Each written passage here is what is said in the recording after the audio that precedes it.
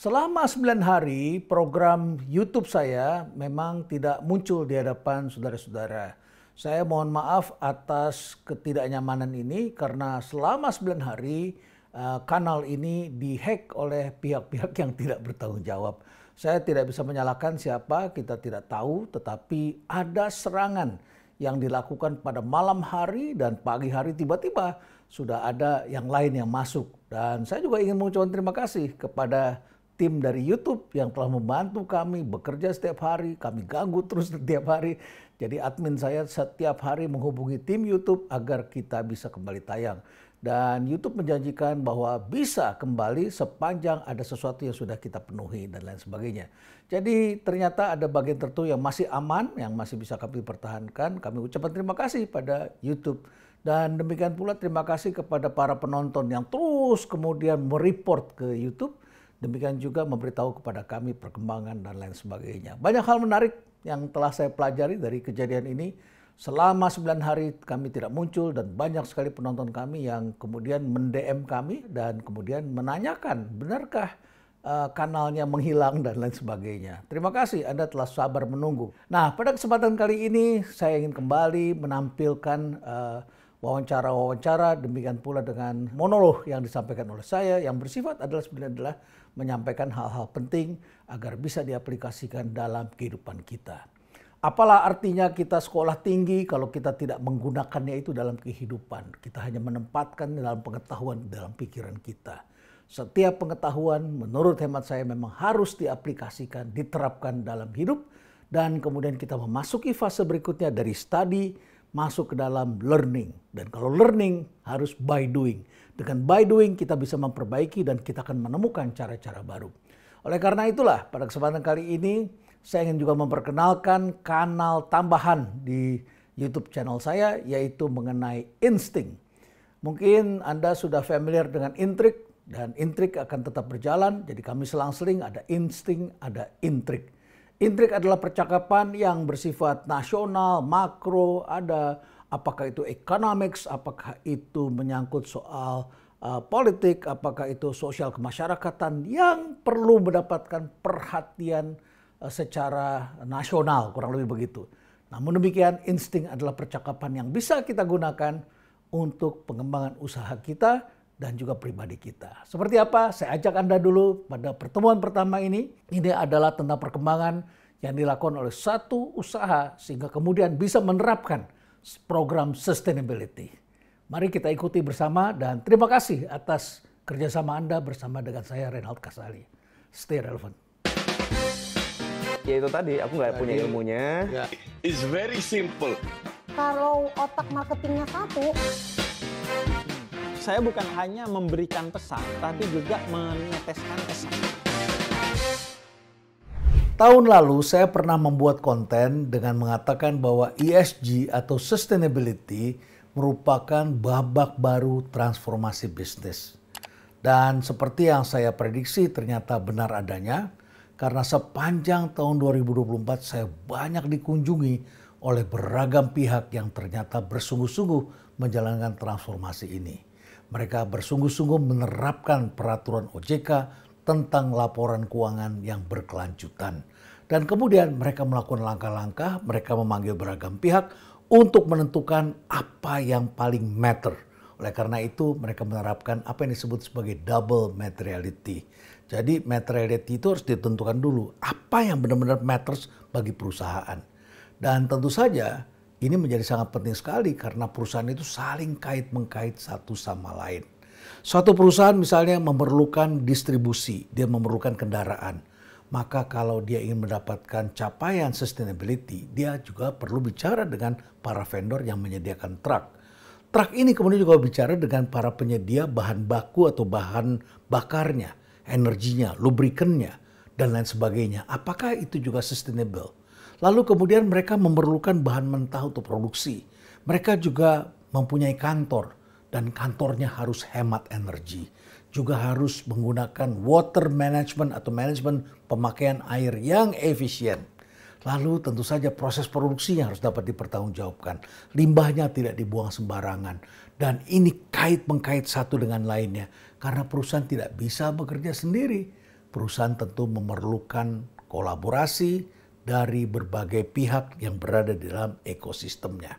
Nah, menarik sekali ternyata kalau semula ini terkait dengan investasi, artinya siapapun yang melakukan perdagangan saham di pasar modal tentu saja dievaluasi oleh investornya. Dan investor sekarang sangat peka dan sangat sensitif terhadap perusahaan-perusahaan yang benar-benar memperhatikan atau tidak memperhatikan aspek sustainability. Lalu konsumennya ternyata juga sekarang semakin berubah. Data yang beredar di berbagai negara menunjukkan bahwa sekitar 50-65% konsumennya bersedia membayar lebih mahal kalau mereka mendapatkan produk dari perusahaan-perusahaan yang sudah sustainable produknya. Jadi mereka sangat sensitif dan sangat memperhatikan itu. Lalu tentu saja mereka juga bersedia memboikot perusahaan-perusahaan yang tidak menjalankan prinsip-prinsip sustainability. Jadi ini luas sekali kaitannya satu sama lain. Dan tentu saja di luar negeri contoh sudah sangat banyak dan saya pernah menceritakan kepada Anda di beberapa perusahaan juga menggunakan cara-cara yang barangkali dari segi environment-nya bagus tapi kurang memperhatikan aspek sosialnya. Tesla adalah salah satu perusahaan yang marah sekali CEO-nya, Elon Musk, marah besar ketika dia menyaksikan Exxon yaitu mengalami peningkatan ESG score sementara Tesla itu mengalami kemunduran. Penyebabnya bukan semata-mata masalah lingkungan. Sekalipun Tesla mengatakan kami kan memakai EV. EV itu kan adalah sebuah produk yang memang menyangkut masa depan dan tentu saja energi terbarukan. Tetapi skornya malah jeblok. Di berbagai provinsi atau state di berbagai negara juga banyak sekali kasus ditemui ternyata mereka tidak mendapatkan investor semata-mata karena mereka tidak menangani water management dengan baik, energi, polusi, sampah, dan lain sebagainya tidak dengan baik. Tapi baiklah, kita memerlukan contoh Indonesia tentunya. Kali ini saya mengambil contoh dari sebuah perusahaan TBK yang mudah sekali saya temukan. Perusahaan ini tidak lain adalah Alfamart. Alfamart adalah perusahaan nasional yang memiliki minimarket jumlahnya pada tahun 2024 itu adalah 22.300 outlet. Besar sekali bukan? Bisa dibayangkan berapa jumlah orang yang bekerja di sana. Nah, kalau bekerja di Alfa ini saya lihat bahwa ini perusahaan bukan manufacturing tapi retail dan kemudian dekat dengan masyarakat. Satu, apa yang mereka lakukan? Mereka ini menggunakan pendekatan yang pertama-tama adalah hemat energi. Mereka menggunakan solar panel. Jumlahnya bisa dilihat di sini. Mereka kemudian menanam atau menggunakan panel surya di sejumlah gerainya. Ini sudah dilakukan sejak tahun 2021. Lalu kemudian mereka menerapkan green lifestyle. Karena para pekerja ini tentu saja perlu dilatih. Satu adalah pemakaian air conditioner. Kedua adalah pemakaian air. Ketiga, pemakaian listrik. Jadi misalnya kalau sudah pulang, ya dimatikanlah lampunya, dimatikanlah alat-alat yang sudah tidak digunakan malam hari. Nah, kemasan-kemasan plastik, kontainer, ini memang agak rumit sedikit ya. Karena kemasan plastik ini semakin hari pemakaian semakin banyak dan tentu saja menimbulkan komplain di mana-mana. Ini tidak mudah, tapi bekerja sama dengan Aqua Danone, mereka kemudian menciptakan vending machine, Aqua Reverse Vending Machine. Dan kemudian mereka juga bekerja sama dengan vendor yang lain dan bisa mendapatkan poin untuk ditukar bersama dengan Plastic Pay. Lalu kemudian mereka menciptakan gaya hidup buat karyawannya dan kemudian karyawan juga diajak untuk mengikuti pola pikir yang disebut 5R. Biasanya kan 3R, reduce, reuse, recycle. Dan di sini ditambah lagi repair, perbaiki kalau memang ada kerusakan, jadi jangan langsung dibuang, dan kemudian rethink. Rethink itu artinya pikir kembali. Dengan memikirkan itu, maka perusahaan bisa menjadi lebih inovatif. Tentu saja juga ada aspek sosial atau aspek hubungan kemanusiaan.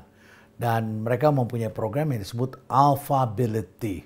Ini adalah soal menyangkut bagaimana mempekerjakan atau menjadikan kaum difabel sebagai subjek, sebagai orang yang bisa bekerja seperti kita yang lainnya. Dan apa yang dilakukan oleh Alfa, kali ini saya bisa menunjukkan kepada Anda, mereka telah berhasil menciptakan lapangan pekerjaan untuk 1.012 staf. Dan orang-orang ini disebar di berbagai cabang dan juga di distribution center. Tentu saja sebelum ditempatkan mereka tentu perlu mendapatkan pelatihan. Apakah itu pelatihan untuk melayani, penggunaan teknologi, sampai juga pelatihan mental. Sehingga ketika bekerja mereka juga bisa melakukan sama seperti yang lain. Bahkan bisa membuat banyak orang yang kemudian tertolong karena mereka orang-orang yang bekerja dengan bersungguh-sungguh dan terlatih. Sustainability itu sejatinya adalah bagaimana agar kita memiliki pola pikir, memiliki framework cara kerja untuk melakukan usaha pada hari ini, tetapi dengan tidak mengurangi kesempatan bagi generasi mendatang untuk mendapatkan yang lebih baik daripada yang kita dapatkan. That is sustainability. Nah, selain masalah plastik, tentu saja mereka kan juga menjual menggunakan kantong-kantong plastik.